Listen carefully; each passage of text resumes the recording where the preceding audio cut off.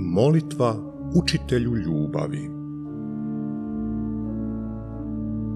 Pred tobom sam, Gospodine, ti vidiš kada te huškački poput staroga napasnika u pustinji želim iskušavati. Izazivački ispitujem je li dopušteno, zašto tako?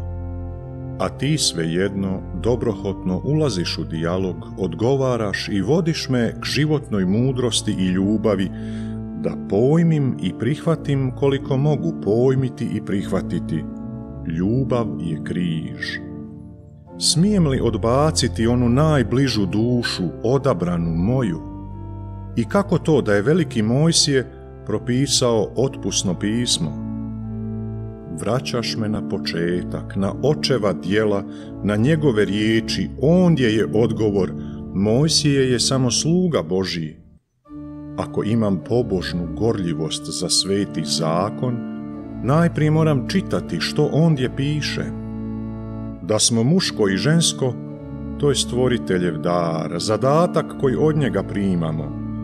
Moram odrasti, stati na svoje noge, odvojiti se od roditelja toliko da se mogu samostalno privinuti uz dušu koju ljubim. Bog od nas čini jedno tijelo kao što si ti, vječna riječi, tijelom postao. Jedan nas jaram združuje i ja ga nemam moć skršiti.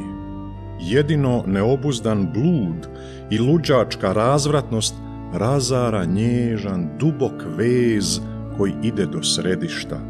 Ne mogu s tuđom dušom biti jedno. Gubim sebe u preljubu.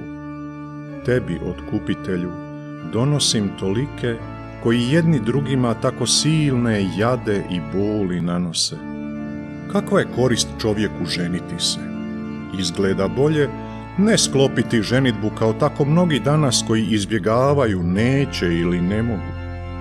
Jesam li eunuh, jesam li osoba nesposobna za brak, za ljubav i zajednički život?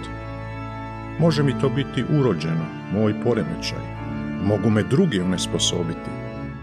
Ti znaš kako je tvrdo, kako je okorjelo moje srce. Ti mi daj da shvatim tu čudesnu, tajnovitu riječ. Snagom neba, tvojom snagom, mogu svoj ego i svoja očekivanja zatomiti. Mogu tebi dati svoje srce, pa da ti u svemu budeš kralj mojega života, sada i zauvijek, da tebi pripadam onako kako si ti sav očev.